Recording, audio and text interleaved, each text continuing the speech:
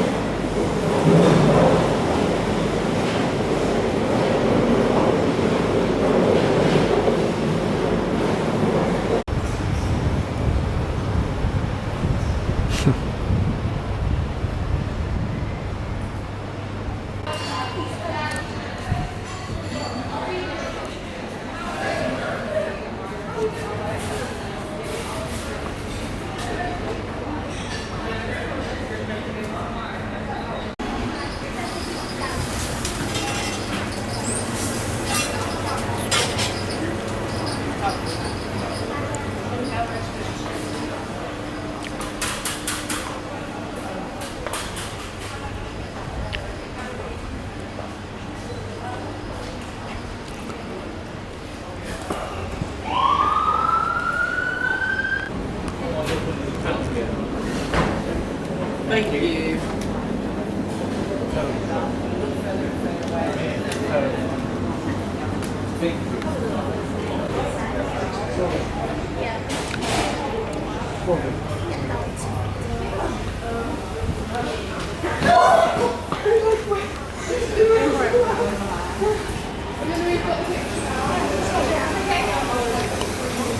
You went round. I've got another colour marker. Yeah. I wasn't just taking a picture anywhere. Did you see us? Yeah, of course we did.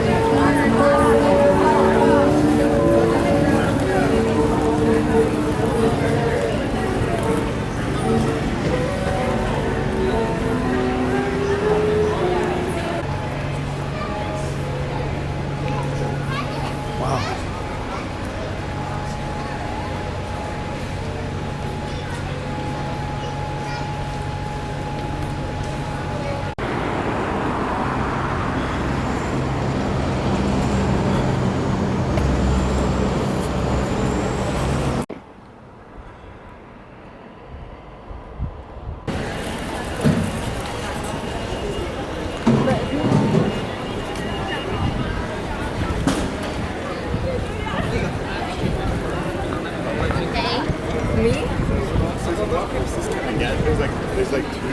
I know one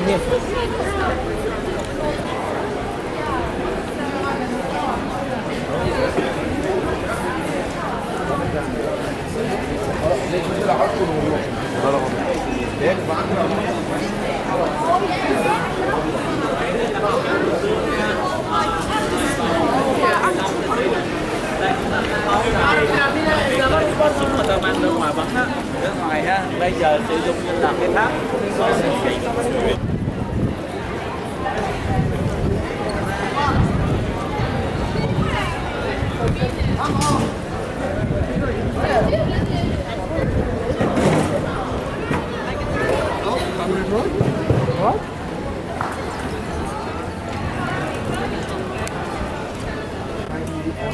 So you will be exactly right here at 5:30. Yeah. Okay. And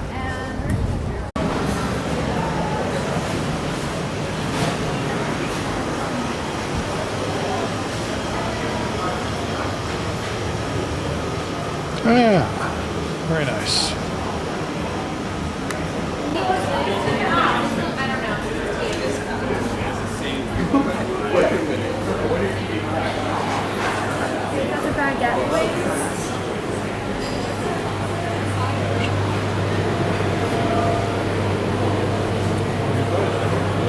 I am your guide and my name is Monica Cunliffe, all right?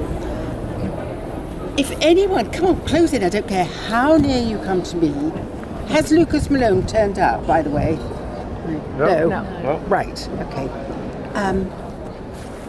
If anyone says Oxford, the first thing you think of is... The university. Exactly. Nobody thinks of Oxford, the town, although it's a small city now. It's the university that makes Oxford famous. It's the oldest English-speaking university in this world. I can't tell you when it all was founded. There is no foundation date. We just know that teachers started teaching here in the very late 11th century, the 1000s and 90s. But it really took off the century after that. However, the town was well established because the town was first mentioned in 912. So it's pretty old, not one of the oldest.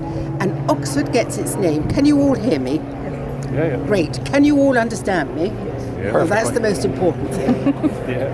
If you can't understand me, for goodness sake, don't let me keep talking. Do stop me and, well, someone might be able to. However, it gets its name, Oxford, because we have a river on three sides. On the west, on the south, and on the east. And I have two badges. This is my city badge here. Are they looking for you? Hi, are you Lucas below? Sorry, what is your name? Perry. Oh, his name is Perry. Are you going on a walking tour? Yeah. Yeah. Three lines represent the river. The ox forded across the river, Oxen Ford, and it's just been shortened to Oxford today. And that's probably why a university started here, because everyone travelled on the water. That was the safest form of travel. I'm not going to stand here and tell you much more, or else we're going to pick up everybody, I think. But I'm going to take you down and give you your first history lesson, which is of great importance. There are two things you can't possibly, I always say there are two things that I mustn't talk about. One is religion and one is politics. And I'm afraid Oxford is full of religion and politics, so we can't avoid it. Hi, are you coming with me? Yes. What is your name? Malone, Lucas. Malone. Yes, you're down there. Let me just have a check. I've been waiting. Great. What are you going to do with that case? Come on. Watch out, it's a bicycle city. Bicycles have no rules. So do look out for them. They don't necessarily stop, but they do avoid you. Okay. So we keep it high if we can.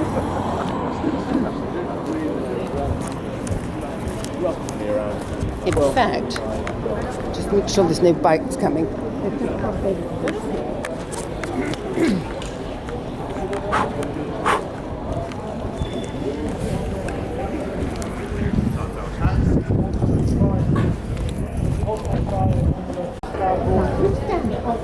Area here, looking out. And in front, so you stand behind me. Now listen, we're going to be together for 2 hours. For goodness sake, start getting friendly right from the beginning. Don't leave great gaps between you. Come on, close in, all of you. Okay, the little woman. Yeah, the little sorry, one. sorry. You're all right. You're all related, you know. Okay. Have you heard of a king of ours called Henry VIII? Oh, yeah. He's got a great reputation, this king. How many wives did he have? Do you remember? 6. I was going to say. Because he was Henry VIII, a lot of people thought he had 8 wives, but he stopped at 6. Now, Henry was the king of this country in the 16th, very beginning of the 16th century, all right? He was married to his first wife, Catherine of Aragon. She came from Spain. They were married for over 19 years. Now, it's not really spoken about in history, but if you really go into the depths of the history, they actually had a son. But that son died shortly when he was a newborn, not quite newborn, but a few weeks or whatever. But they produced a daughter, and this daughter was called Mary, all right? When, after 19 years, who set her eyes on Henry, and Henry was not displeased by this, was a girl called Anne Boleyn.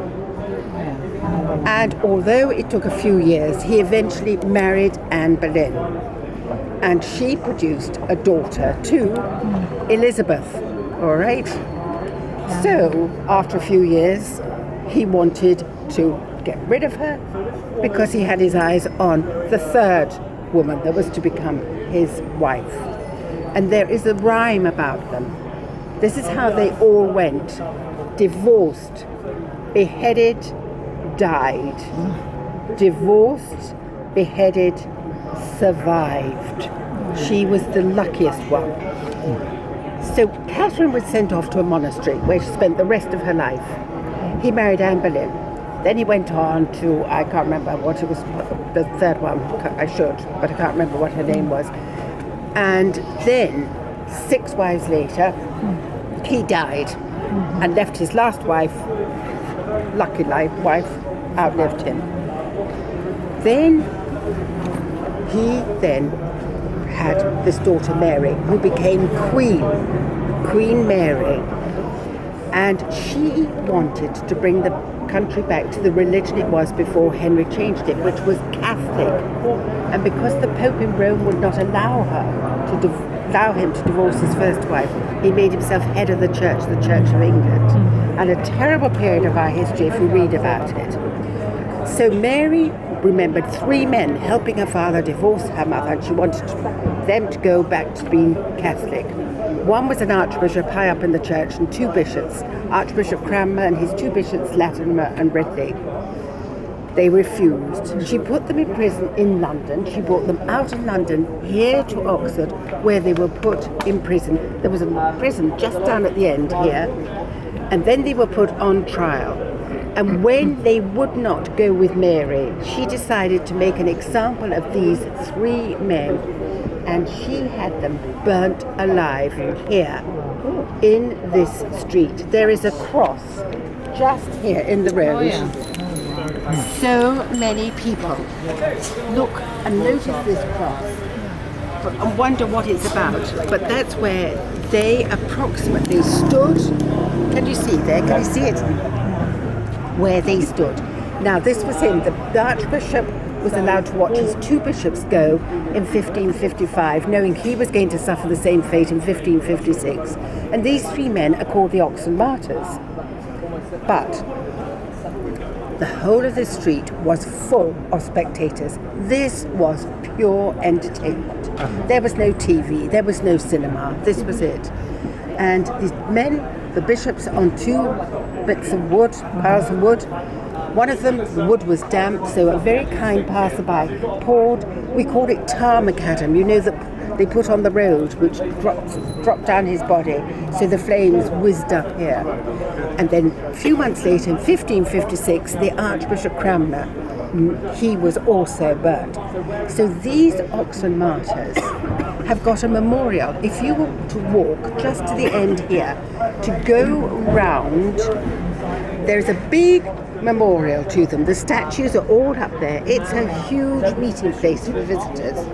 But ask people when they're waiting there, even people that come from Oxford, what on earth it's about. Not everyone will be able to tell you. If you ever hear anyone say Bloody Mary, it can be a swear word, although you don't hear it very often. But this is how this Mary, who reigned for just 5 years, she was called Bloody Mary because so many shed their blood just because of their religious beliefs. And then her half-sister, Elizabeth I, became queen. And just like our present Elizabeth II, the Elizabeths live a long time, you know. Also, Bloody Mary. There's actually a very nice drink called Bloody Mary. I don't know if you've tried it. I haven't had it for many years. It's vodka. It used to be vodka and tomato juice. Try it, Bloody Mary. And can you see just here on the plaque, on this wall, the plaque, the names of them: Hugh Latimer, Nicholas Ridley, Thomas Cranmer, the Archbishop. And I've told you this because I'm going to take you into the University Church, hopefully, and I'll show you where they were put on trial. So it's an incredibly important part of Oxford's history. We are going to go into our college this afternoon, which is called Wadham College, which isn't very far away from here. And I am hoping to find a place where you can sit down and I can tell you right back from the beginning. If you don't go back to the beginning of Oxford, you won't understand it. This is Balliol College. This college has been standing here since 1264. It's a collegiate university. Have you heard of a politician of ours called Boris Becker? He's got a shock of white hair, all right? Yeah. He's very much in the news today, actually. Yeah. This is his old college, all right? It's where he came and studied. Okay, let's go on the pavement this time. We're going right.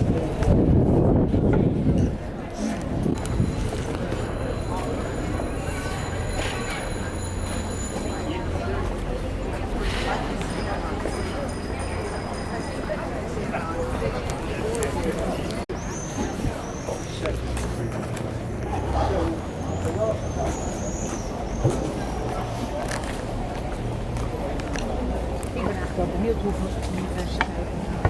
Hallo.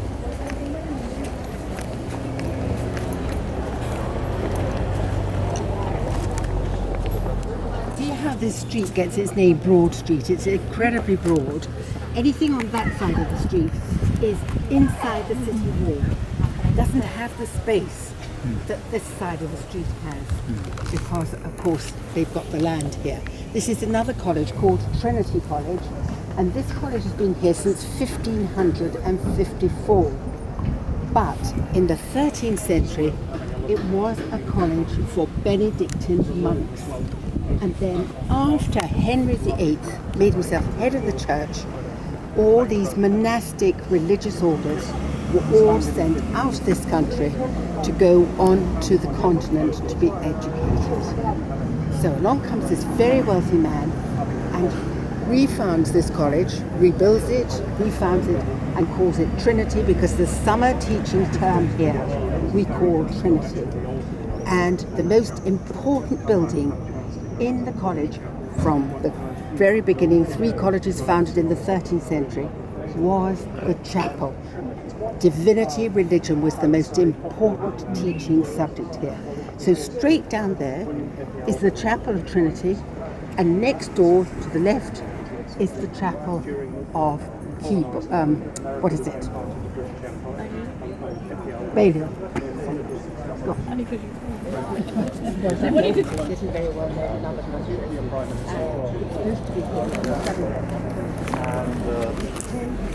For colleagues. Sometimes students like to dress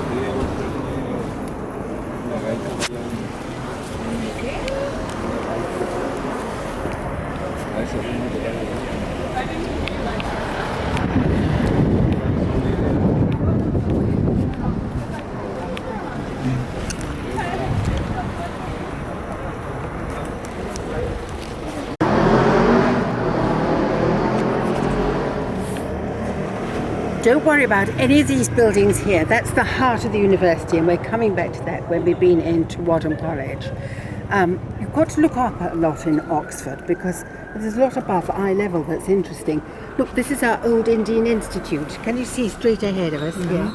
You know, when India was part of our empire, this is where the East and West met to socialise. It no longer is. All the books have been moved out of there. But you go up and you see the gold weather vane, and if you come down that turret, you can see it's Indian by the carvings, can't you? Gal, Yes. she is going to do exams. Oh. And she is dressed as you have to dress. Most of the exams have finished. They've been going on for weeks and weeks and weeks. But there are still a few going around in their academic dress. And you must be in black and white. That's to give the exam or to take the exam? To take the exam. And also to see the head of your college, you have to wear your gown. And formal dining, you have to wear your gown. So the girls have a white blouse with a black ribbon, black trousers, black skirt. The boys have, if not a black suit, a very dark suit. She had a long gown. It means... So, it means, is that another Dutch word, is it? It means that she has a scholarship. A shorter gown hasn't got a scholarship. All right? Okay. Sorry, I had to stop you because you don't see it very well. nou, ze wil het gewoon. valószínűleg, tehát én van. Ik hoop het niet.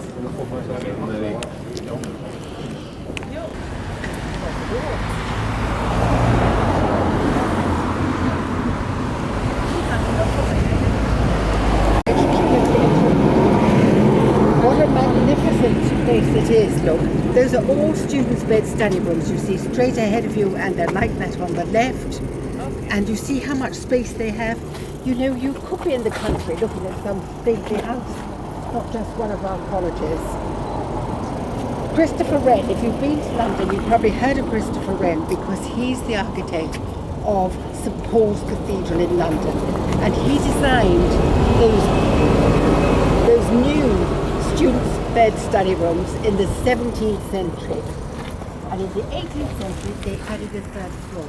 And I think when you're told that, you look back and you can see that third floor was added later. But before you're told it, we're very happy to think we're all there. So, I just wanted to show you that we're going into this college, which is Wadham College.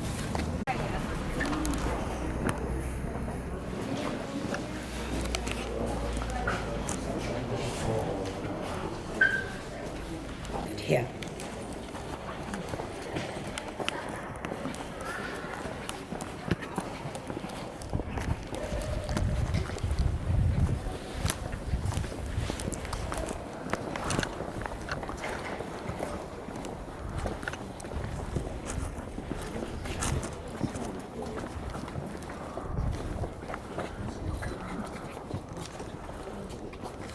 Come and stand on this side so that we don't just block the pathway.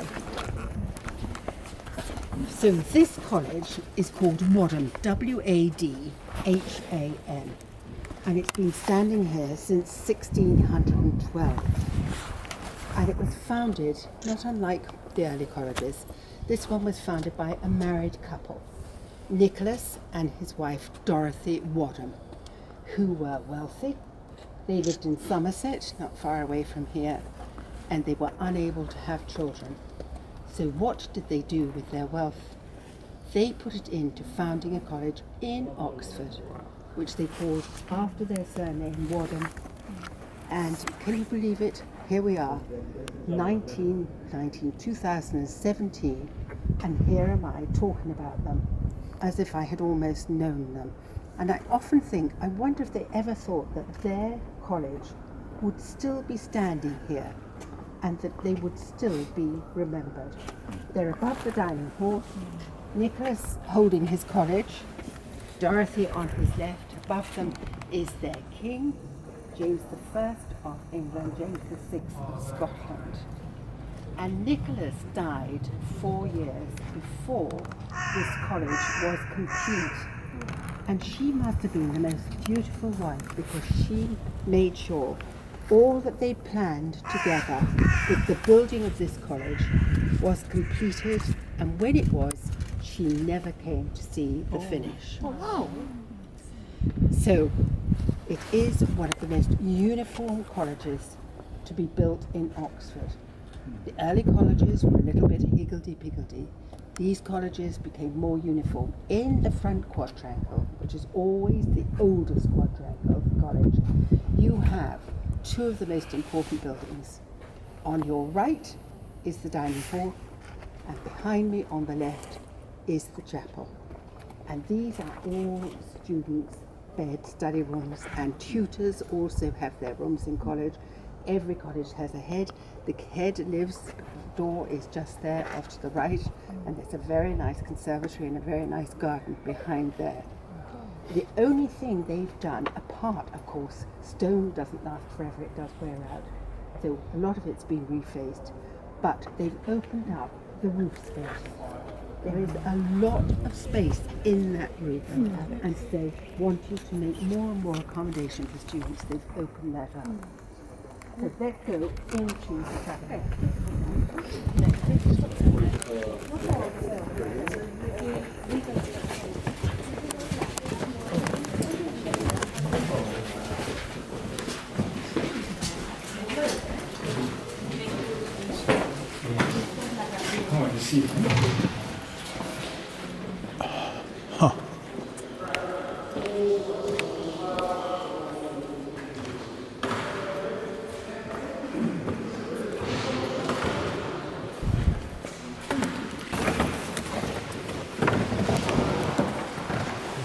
move up a tiny bit. Guys, can you just move up a tiny bit? We'll fit one more on.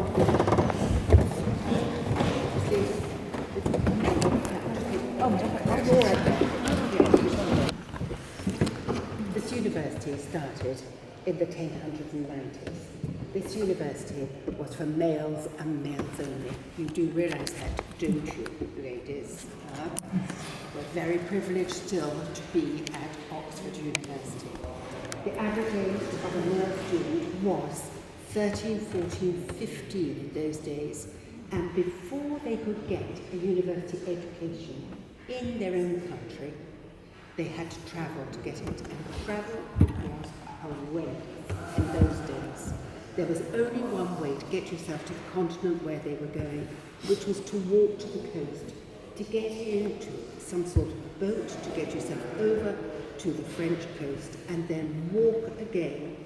They were heading for the Sorbonne in Paris, and some walked into North Italy, Bologna, Padua. We know they were established not much before Oxford, but just before. In those days, they had no problem with the language.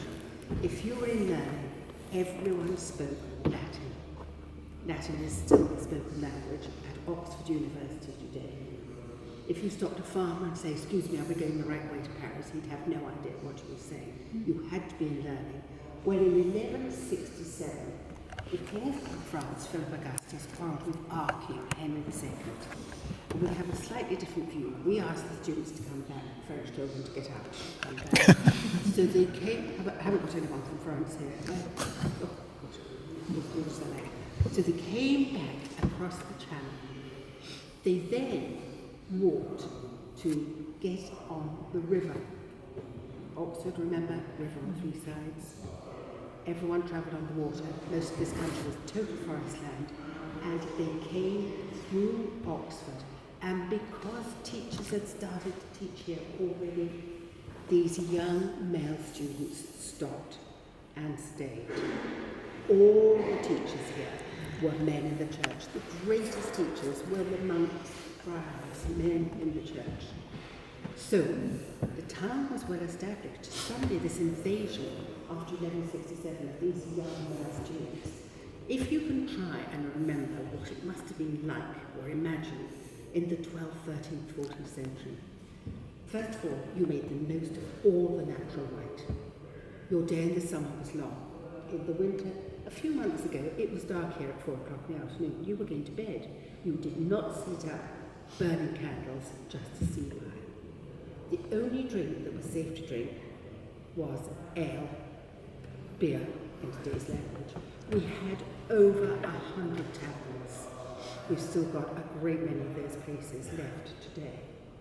Imagine being 14 years old, summer's day, 8:30, might have been up for a few hours already, into one of these taverns. It wasn't half a pint, it was a jug. And it's not the only reason, but it certainly didn't help harmony reign between the gown, which we call the university, and the town. These students lived in digs, some of them rented houses, so they were very disruptive. And in the 13th century, 1249, 1263, 1264, 3 men in the church could see that Oxford was becoming very disruptive. And with their wealth, remember, if you were made Chancellor of England or another important job, you were wealthy in your own right, unable to marry, remember right up to the beginning 16th century when Henry made himself head of the church. It's all very different here. With their wealth, they put it into founding establishments, which today we call colleges. And 3 colleges were founded. Somewhere where students could be locked up at night time, most important. Somewhere where they could eat, sleep, and quietly study. It's only since the 17th century that colleges have been teaching their students. Before that time, they went out to be taught. Present day Oxford has 38 colleges that make up this one university. There is no campus.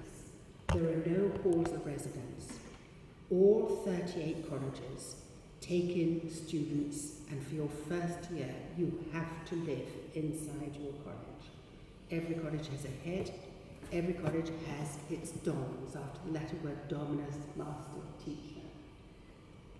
Out of those 38 colleges, 30 are undergraduate colleges, and they don't specialise. They teach nearly all the subjects. They also admit graduates, but there are 8 colleges that do specialise, and they're for graduates only. There's a student body. We've finished the academic year now, and it won't change very much when we restart. There is a student body here of 22,000, just over 600 students attend this one university.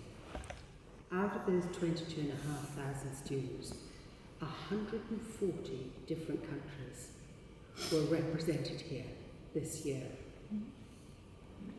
You know, when we talk about the world, have you ever thought how many countries make up the world we all live in? Have you any idea? It's incredible that, you know. I hadn't either. And here was I gaily telling, I've been guiding for 30 years, gaily telling them, you know, 140 or whatever it's been countries. And I thought, gosh, I better find out how many make up this world we all live in. So I did actually. Usually I say I need to do something. I get home and I'm so busy I forget all about it. But this time I thought, right, I must, because I took out a group of very, well, I thought, intelligent students from India. And when I said how many countries, one came out 196. I thought, well, I tend to believe you. You seem to be quite convinced. So I went home and I Googled. It couldn't give me a direct answer because some countries have, like Italy, Sicily belongs to Italy, but it's a separate island, so they've got these separate islands. But it is, I think, between 190 and 200. Okay, it might have changed since I did it, but 140 different countries. How many different languages is this? It's open to everybody. It's not a university that suits everybody.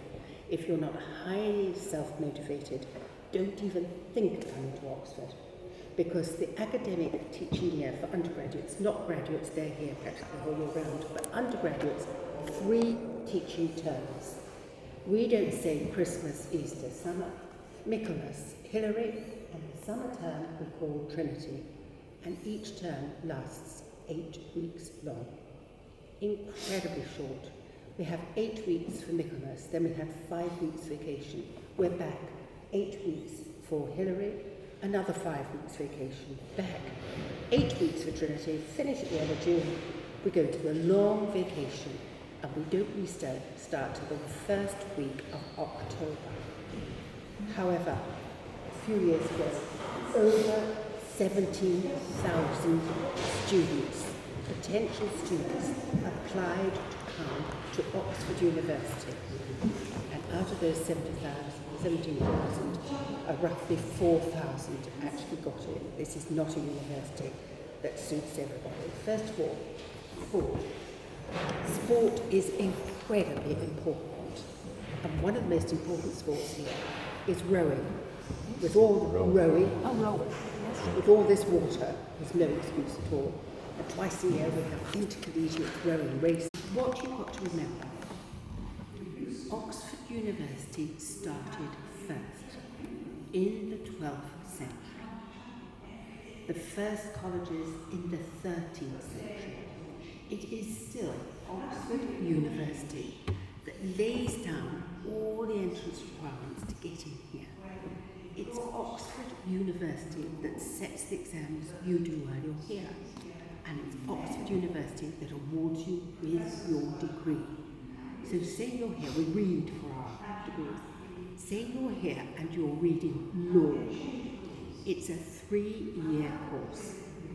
At the end of your 3rd year, all the other law students from all the other colleges are going to sit exactly the same exam. And when you know this about Oxford, were any of you here for this university?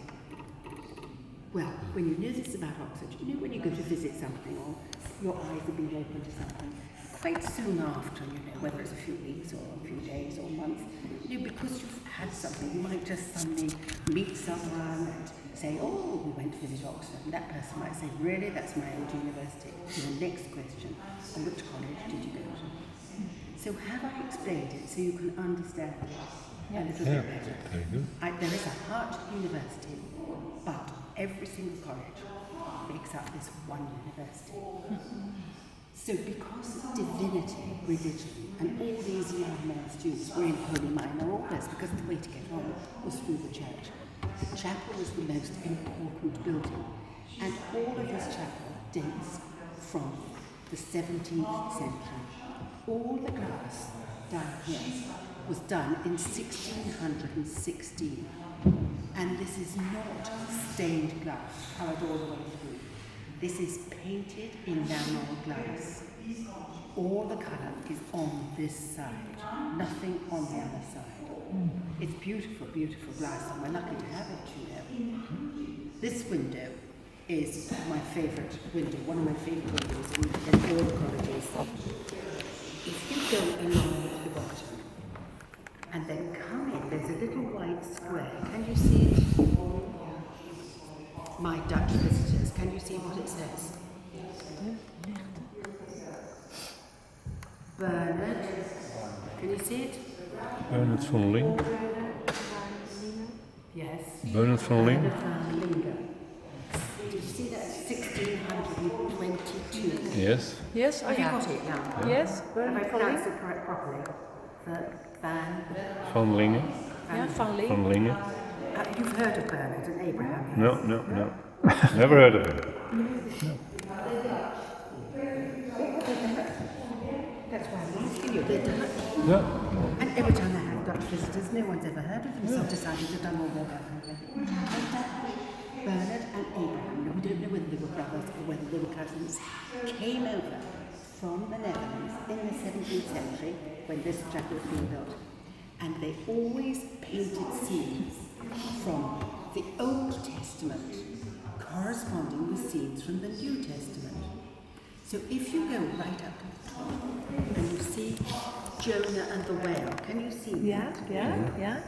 Do you remember the story how Yes. Jonah was swallowed up in the Old Testament by the whale, where he stayed for 3 days and then was miraculously released alive? Okay? His left foot is about to go in or about to come out.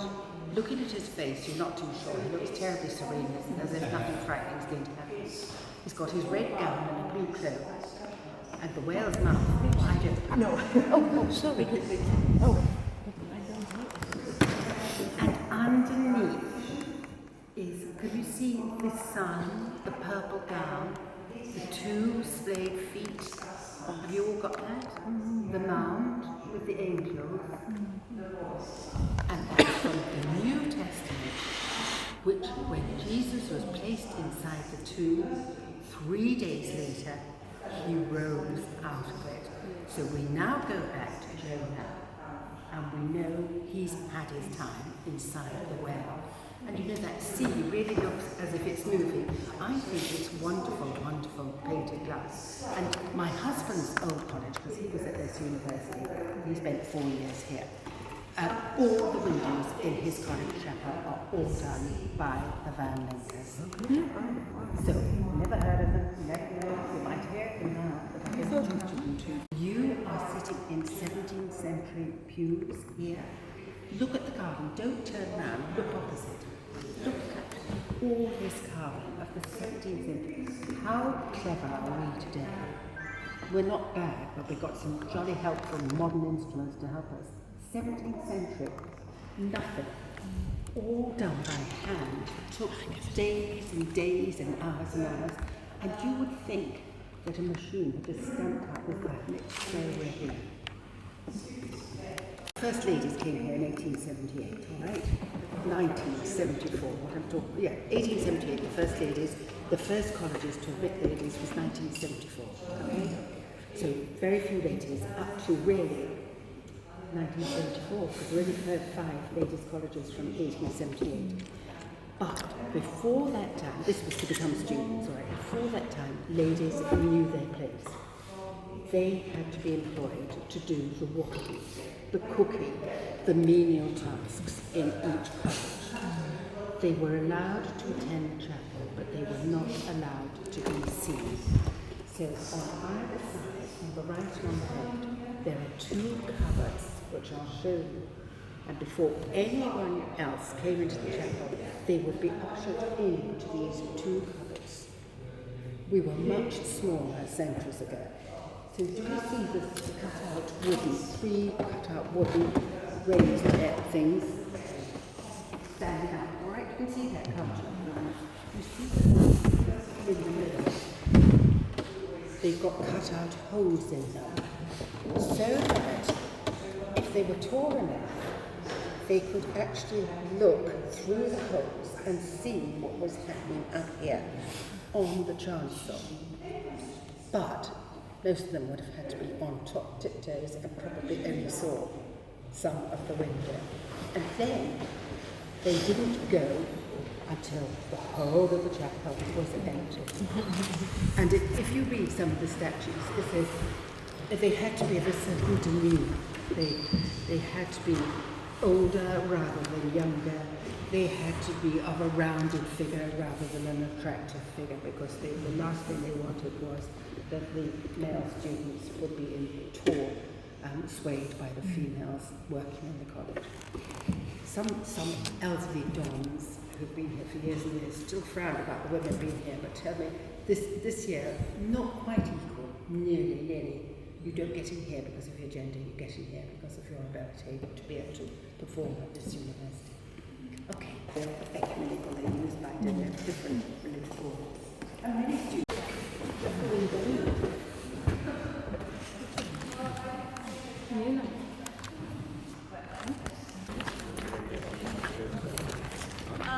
yeah, so this is Wadham College.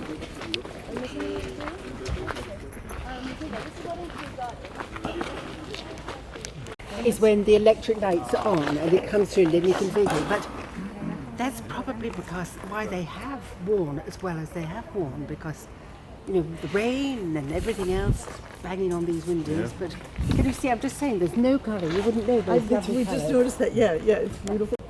Seattle, Washington State. Washington. California, What part? San Francisco. Right. I've been there. I've been to Seattle, which is Washington, isn't it? Argentina. You might be the furthest away, actually. Switzerland. Maybe. Tokyo. Tokyo. Billericay in Essex. California also. Lake Tahoe. Oh, really? The mountains. It's a holiday spot, Lake Tahoe. It is a holiday spot. It's a resort. Yeah. My nephews used to love going up to Lake Tahoe. Yeah. Chile. Yes. How wonderful. You see, this is what's so lovely about this. We have almost 140 counties. 40 Totally. But it's amazing, isn't it? From scattered all over the world, and you all end up where? In Oxford. All right, so listen, this is the garden, and they're about to do their Shakespearean plays. That's why the lights are there. They're open to anyone. If you're in Oxford, they're not on tonight. I don't think there are notices at the front door, I saw, but this is why the lights are there. That's all Wadham. There's much more of Wadham here on the right that we cannot see. We are just looking at the oldest part. There's much more of the newer part. And just if you come here where there's a little dome up there, that is Rhodes' house. Cecil Rhodes, who came and studied at a college here, Oriel College, and then went off to South Africa and founded Rhodesia, which we now know as Zimbabwe. All right? Mm-hmm. And he made a lot of money. And he was very generous to his college, Oriel. There's a whole quadrangle that was built on his benefaction. And he started the scheme of Rhodes Scholars. And about 80 students a year come over to Oxford on a Rhodes Scholarship. Bill Clinton was here as a Rhodes Scholar. Bob Hawke, Australia, been in every single pub in Oxford, okay? When he was here, he was at my husband's old college. He was here as a Rhodes Scholar. And they still belong to colleges. That's just Rhodes House, where they can socialise, where they can have, if they're from Australia, the other side of the world, wherever, where their parents who come to see them in Oxford can live in a flat in Rhodes House. A little shaped roof, which is called Swift Tower because the Swift's nest in there, and it's the Natural History Museum. And then can you see a very modern sticking up metal chimney-like thing? Yes. One subject that cannot be taught in any of these colleges is science. So Oxford University owns, it's a huge area up there, the science area. Half the students here were doing a scientific subject this year. Impossible to put all the necessary equipment into every college, so they all share the same facilities. And Oxford University owns the museums, and Oxford University owns the specialist libraries. You'll go to the university, play football, play rugby, so on and so forth. But most of your friends, because you live here for your first year as both an undergraduate and a graduate, most of your friends will be made from your own college. Okay, let's leave. Yeah, it's metal. Not copper, but metal. Well, you can get Gordy to go back if he does.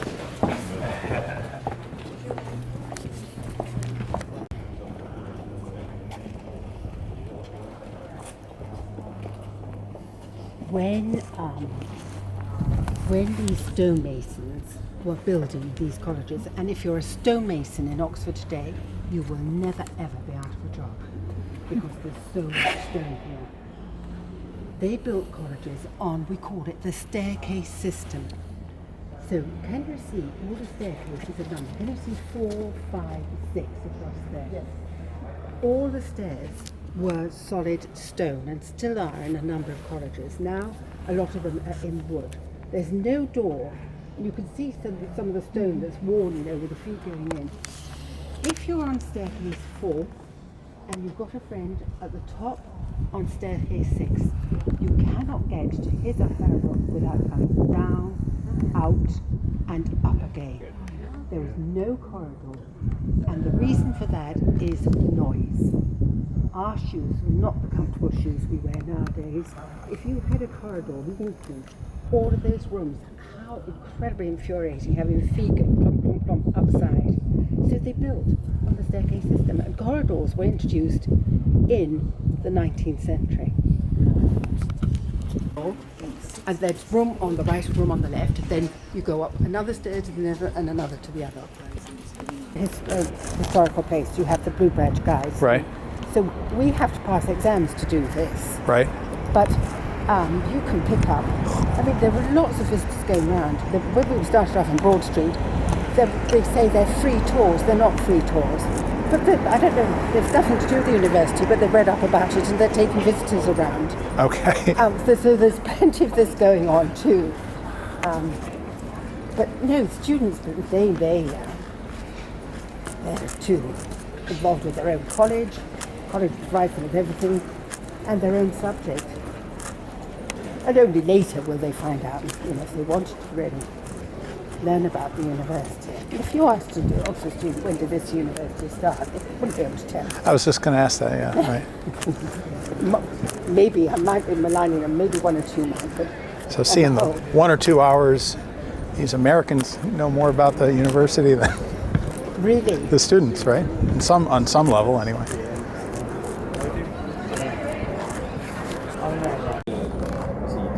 We are coming back to this building over here, all right? Because we're going, and it's a timed entry at 3:30 into the Divinity School, which is absolutely magnificent. You will not be disappointed by it.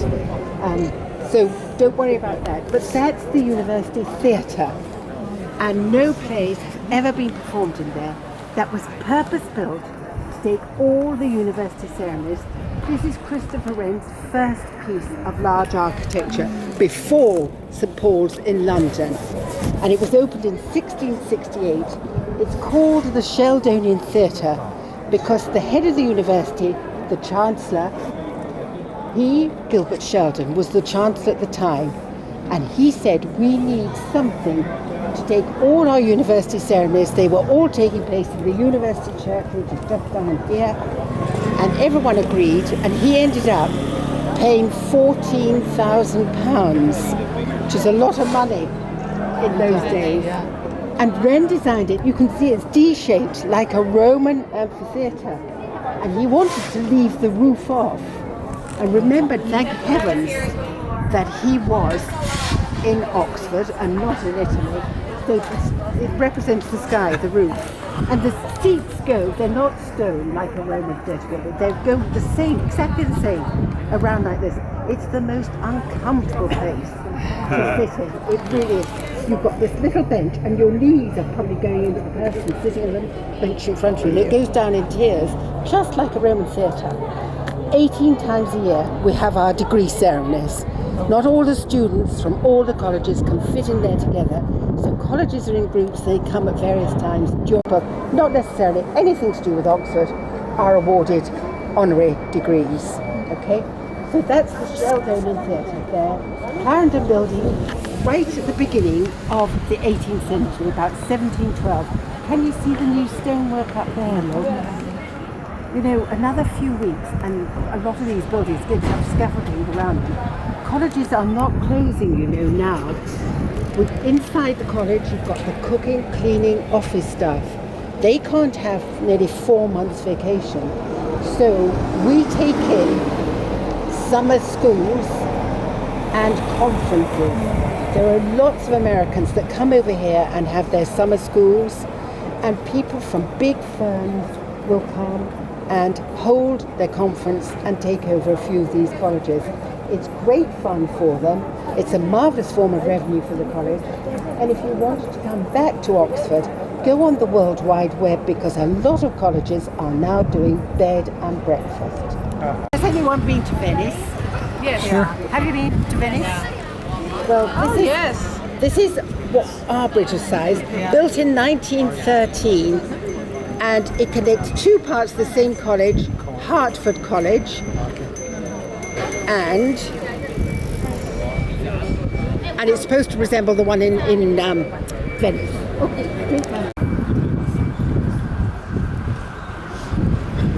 You can see the garden of Exeter College. Do you remember when I stood outside Trinity College, the gates in Broad Street, and said anything in that little street has less space? That's Exeter College, and that's where J.R. Tolkien spent both his student days and, of course, is the gate open? No. His student days, and then he moved because he spent practically the whole of his life. J.R. Tolkien, C.S. Lewis, great friends who were both students and then became Don's tutors at Oxford University. Then we have Brasenose College across there. Brasenose College been here since 1509. That's where our previous Prime Minister David Cameron, that's where he studied. And here we're going down a bit further to All Souls College, which is 15th century. And this is All Souls. There's the All Souls Library, All Souls Chapel there, Brasenose Chapel there, University Church just here. This is real gold leaf.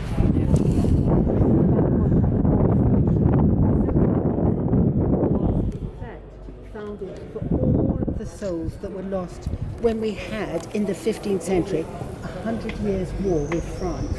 Now, it didn't go on for 100 continuous years, it went on and off, on and off. And so that's how this college gets its name. It was actually founded by Archbishop. The first teaching one belonged to the university, and halfway up the windows was the library, because this is another sensible thing.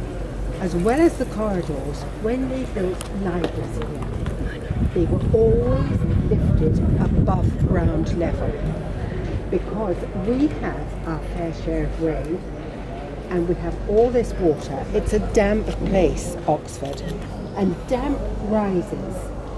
So to lift libraries, this is before heating. The only heating was when you had an open brazier with burning coals in it, like an old-fashioned barbecue. You couldn't possibly put that into a library for obvious reasons. So they built libraries above ground So when the damp rose, the air, we've got a jolly good example of it here, would blow the damp away before it reached those very precious manuscripts and books. 18th century, they had to knock down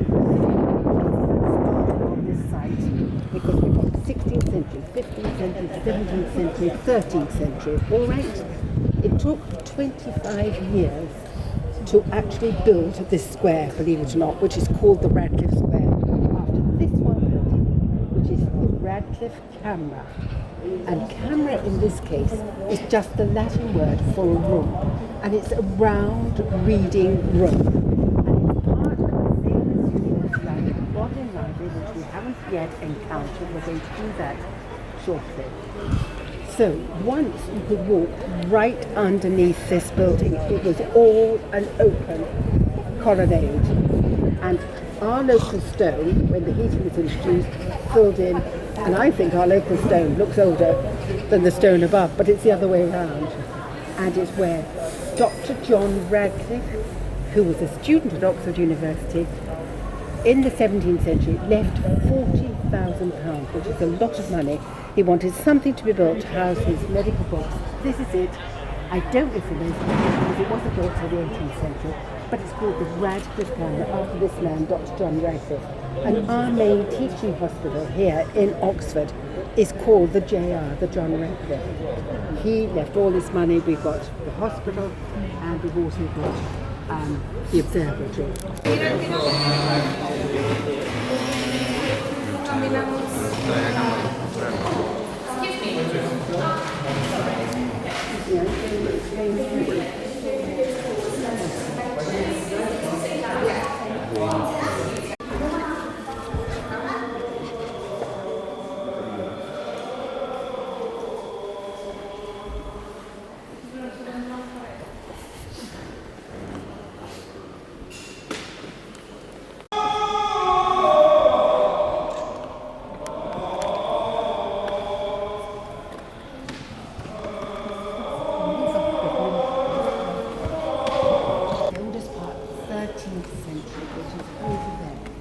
Where these three bishops that we started off with were put on trial and then sent to their death.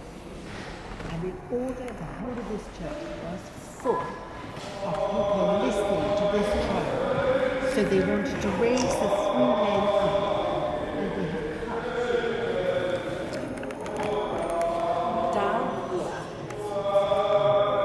and built a balcony. They were raised up and could be seen, alright?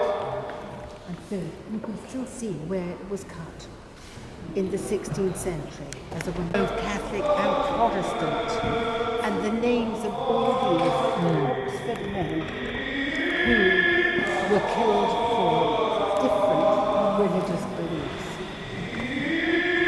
Much history. In that pulpit, they've seen all sorts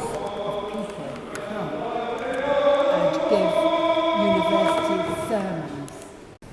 Let's see if we recognise anyone. Sermons, university, traditional throughout from the pulpit, the sermons they give. And just a few that you will recognise. John Keble, who was here at this university, and one of the colleges is, let me go so that you can see, one of the colleges that when he died in 1870, they actually built a college in his name. He was part of, I don't know if you realise this, he was part of the Oxford movement, a big thing that was going on with the pre-Raphaelite Brotherhood, when Rossetti and Edward Burne-Jones and others were bringing in something that had gone missing in art, and also the Oxford movement, something that had gone missing in religion. So, John Henry Newman, I don't know if anyone's heard of him, but John Henry Newman is on the way. He was converted to Catholicism in the last century only. He's not ancient, and he's on the way. He became a cardinal. About this. I'm not terribly familiar with William Temple, I'm afraid, but I'm sure he gave a very good sermon. C.S. Lewis, given one of the university sermons. And everyone knows. Yes. Just a few of the names that it's reminding us of. Statue up there. See what it says underneath? Cecil Rhodes. Look at the top. Can you see him? Cecil Rhodes. Okay, we're going back up the stairs. Oh, guys, a bit too far away. How many of you can remember reading The Lion, the Witch, the Wardrobe? Mm-hmm. Yeah, years ago. Very briefly, do you remember when Peter and his sister Lucy, on a wet day, were exploring the house that they were in, when Lucy sees an open door and she goes through it and fur brushes against her, and then suddenly, and Peter said, oh, don't go any further, you know, all this safety coming up, C.S. Lewis, who's writing it. Suddenly she sees in front of her a lamp, a light, snow gently falling, and then she sees a fawn, half man, half human. C.S. Lewis, wherever we walk today, we are walking in his footsteps. We think he was walking here up Snare's Passage. It was getting dark. There's the lamp glowing. Whether it was snowing, I don't know. We had a very vivid imagination. And Sorry. fawn. Look. Oh yeah, the hooks.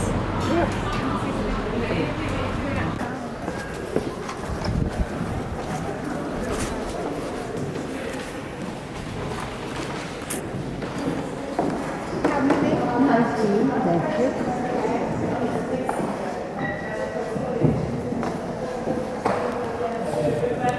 Go and sit on the two top benches there on the right.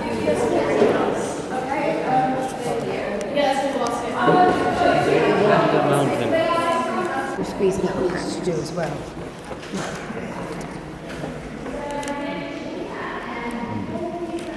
Beautiful homes in Europe, not just in this country. It is magnificent. It was all built in the 15th century. They started it in about 1420. It took 60 years to build. It wasn't completed until the 1480s. Now, can you imagine getting a job and 60 years later you're still doing the same job, which of course would not happen nowadays, would it? Something would have happened to you well before that time. But when they got to here, the ceiling, after building it for 60 years, would you not think that they would be so thrilled to have got up there that they just put up something incredibly plain and simple? But oh no, these incredible men, and they were all men in those days, all right? They then carved shields, initials, religious statues. If you were to count them, there are 455, and we call them bosses, B-O-S-S-E-S, that's what their name is. And they represent different families who had their own coat of arms or initials, because this was built on public subscriptions, public money, generosity. And that's why it took so long, because they kept running out and then they had to stop and get more money. 3 architects were employed on this one building. It is a masterpiece of architecture. When it was being built, it was supposed to be a single story. And then Duke Humphrey left a benefaction, this is in the 15th century, remember, of about 500 manuscripts and books. They had no idea, the university, where to put them, so decided to build on top here. Now, we're not talking about paperbacks, we're talking about big, leather-bound, heavy, handwritten books. When Christopher Wren was doing the theatre, which is just behind us now, he noticed, this is 200 years, well, not quite, because he's 17th century, but 150 years afterwards, he noticed that the walls, with the weight of the books, were starting to bulge. Remember, it's supposed to be single story. So can you see outside every single window are all these upright buttresses supporting it. Then later on, they're constantly looking at this magnificent ceiling. They notice that in fact the ceiling is starting to get a little bit loose. And so you don't walk in here and you don't notice it, but as soon as someone points it out to you, you notice it immediately. All the arches here, have all got these, can you see these iron ribs? Oh, yeah. With the bolts painted to the black stone. And then there's a prong, can you see the metal prong? Het is allemaal vastgezet, Those were Hans. put in. Ja, anders vallen ze uit elkaar. Ja, vallen ze naar beneden. So cleverly done.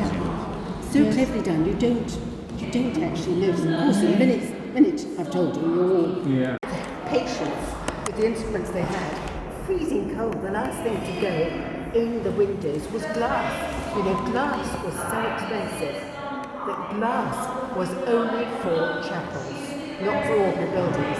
But when it was completed, all the glass in here was religious coloured glass. And I think that this would have looked just like a chapel, a church, because this is where you were taught the most important teaching subject, divinity. It's called the Divinity School. And you were taught in little groups, and then you were finally examined. And all the exams here were conducted orally. Do you know how we waste paper? You know, I've got this paper with all your names on. What am I going to do with it? I'm going to tear it up and throw it away. That's how much we think of paper nowadays. But in those days, paper was so expensive that in fact you spoke your answers, you didn't write them. You had a black box for you, another for the person asking the questions. Sitting grandly raised up would have been the person examining you. All your friends in divinity were running around like here. And answer your questions correctly, your degree was awarded to you. And that went on for many, many, many years. Now all the exams are written. Exams have been going on for weeks and weeks. Different subjects taken over for different weeks at a time. And the examination schools is a bit lower down. When we came out of the University Church, we were on the High Street, and the examination schools is a bit lower down from there. If you are, everyone, undergraduates, everyone gets a Bachelor of Arts honours degree, even if you're doing science. You don't get a Bachelor of Science, you get a Bachelor of Arts. There's a first, there's a second, there's a third class pass. Say you are a second, but the second's divided into 2-1 and 2-2. Say you're a 2-2, but you're ever so near to going into that 2-1 section. You could be called back, all in your subfrest, your academic dress, and you are given what we call a viva voce, which is Latin for an oral exam. And if you answer your questions correctly, your degree can climb up to that higher class. But for instance, languages, the viva is always part of the exam because they... Did you see The Philosopher's Stone? The first film, The Philosopher's Stone? Yeah. You see Maggie Smith giving them a dancing lesson? Yeah. Professor McGonagall. Also, the hospital. Yeah. We'll go look at the photos in a minute. Oh, but let me just tell you.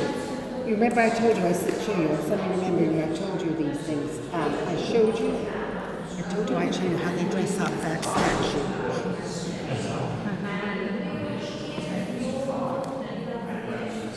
Oh, yeah. That was the anniversary of Robbie Burns, January 26th. This was about 2010, to make him look like a Scottish man, all right?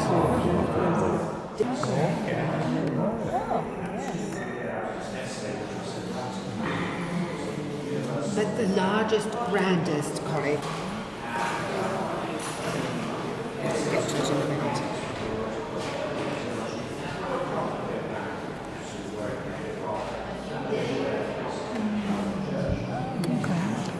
if you're real fans of Harry Potter, you'll recognise the staircase. Yeah. Professor McGonagall standing up there, children getting off the train, going up the stairs, into the dining hall. In die grote eetzaal. Ja. This is where I redid it, restocked it, made it a copyright library, and then had it all extended here. So this is the early 17th century, finished with that tower there in 1620. Are you familiar with your orders of architecture? Right, so I haven't got any architects here with me, all right? The 5 orders of architecture. Starting from the bottom, you've got Tuscan, Doric, Ionic, Corinthian, and Composite. You see the middle one, the Ionic, you see the scrolls at the top. You go to London, you see many buildings in London, big buildings, and I'm sure other big cities, with the Ionic columns outside. There is James I again that we met at Wadham, James VI of Scotland. He was the king on the throne when this was all being rebuilt. And here is the Chancellor, William Herbert, the Earl of Pembroke. One of our colleges here is called Pembroke College after him. And that's why his statue is here, because he was head of the university, he was head of the country. So let's go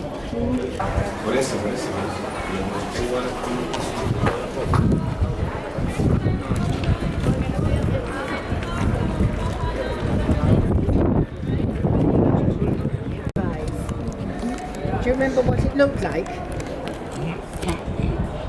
Because when I took out Italian visitors, I used to see them shaking their heads and I said, that's our British size. So I thought, well, I must go to Venice and have a look myself. I'll show you now. What do you think it looks a bit more like? Rialto. It does in shape, doesn't it? Yeah. You know the one in Venice. You know the prisoners came across and because they knew they were going to be killed. So it is a bit like the Rialto. Go if you haven't been to Venice. Go. It's a city. Herms or boundary. Herms is Greek for boundary lines. A lot of people call them Roman emperors' heads, and they're all guarding the buildings behind that belong to the university.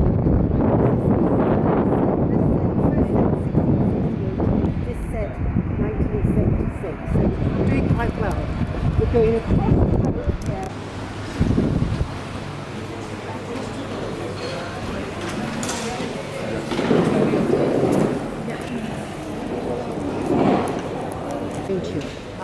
This is Broad Street, straight down here, you know, where we started off.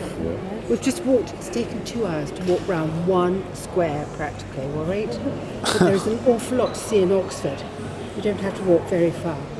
I brought you in here because many people walking by this building wouldn't even think of coming in here because they think it's part of the university, which it is, but it's open to the public as well.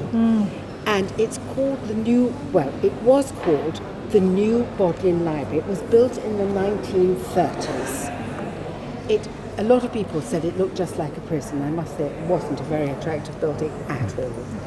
But they then closed it, 3, maybe 4 years ago. And they totally revamped. They kept the exterior, but they revamped the whole inside here. And they made these wonderful glass. I can't remember what the original one looked like, but it certainly wasn't anything as inviting as this. And they then went and took the whole of the internal building out, and apparently it rose, once they'd taken everything out, the lower floor actually rose by quite a few centimetres because they had to bring this part of the library up to a modern library suitable for all these books that were coming in, plus the old books that they had here, being a copyright library. It took over £80 million to do all of this. This is called Blackwell Hall because Blackwell's, you can see it up there, Blackwell Hall. Blackwell's, the bookshop just here on the right, was, of course, a generous benefactor and they gave £4 million. So this is why it's got this name. But one of the main benefactors is a Canadian family by the name of Weston, Garfield Weston. Now I can't remember if he was the great-great or the great-great-great-grandson of the original Weston family. They're all to do with food, apparently. They're terribly, terribly generous benefactors to different things around the world, not just to libraries or anything like that. They gave over £20 million, which is amazing, you know. First of all, how much do they have to be worth to give away £20 million? That's what I think. But wonderful. Well, if you give £20 million away, you are wanted to be remembered, I would think. So overnight, this became the Western Library. And how sensible to have a cafe. You can stay here, you can have a cup of tea. It has, this is very important, the best toilets in Oxford. Down there. I tell you, make a note of that, because you might want to use them just because you know they're the best ones. Okay. And also, you can go into the Treasury, you can go into the Lee Gallery. I have to say, I haven't been to Jane Austen's. I've got to come in, I've got to do it sometime. It is totally free. You can just come and enjoy. Down the road, straight down the road here, when I was telling you about the Martyrs Memorial, there is the oldest public museum, the Ashmolean Museum, in this country. And museums here are free. There's the History of Science Museum across the road here. So if you're into science, or if you want to go to the Ashmolean Museum, which is absolutely superb, I tell you, it's so open and welcoming, don't hesitate. Get there before 5 o'clock, because I think it closes at 5:30. Okay. Are you staying in Oxford overnight? Well, bear that in mind. Tomorrow morning to go to have a look at the museum, Natural History Museum's up the road here. There's so much you can do without actually paying money. It's nearly 4 o'clock, about 3 minutes before 4 o'clock. I've done all the talking. I'm the one that needs the cup of tea. But listen, thank you so much for coming. Wonderful. Did you enjoy it? Yes, absolutely. Have you learned a little bit more? Do you think you're a bit more knowledgeable about Oxford? Yes. Don't forget to come back. You have 37 more colleges to learn. You could spend many more visits to Oxford. I'm going to love and leave you, but thank you again very much for enjoying. Thank you very much. You know where you are across the road, University Church. You want to go up the tower, you can go up there, and you've got everything else. Lincoln's the one with all the ivy. Yes, beautiful. Yeah, stunning. Who wants out?过去一点。哎，过去那边是不是也有路？对。刚刚经过。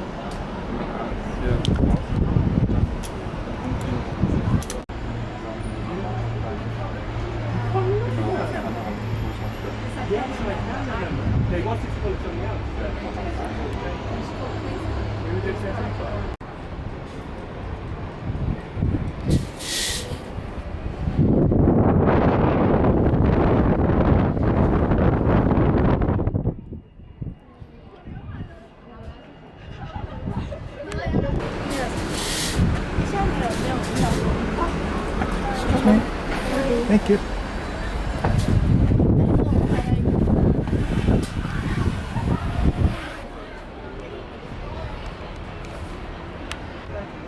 So it's like, it's not like how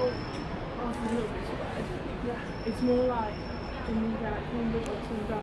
Two. Can you name them? Margaret Thatcher, Theresa May. Do you know which college they studied in? Do you reckon it is? I'm not sure. Go for it. Go for it.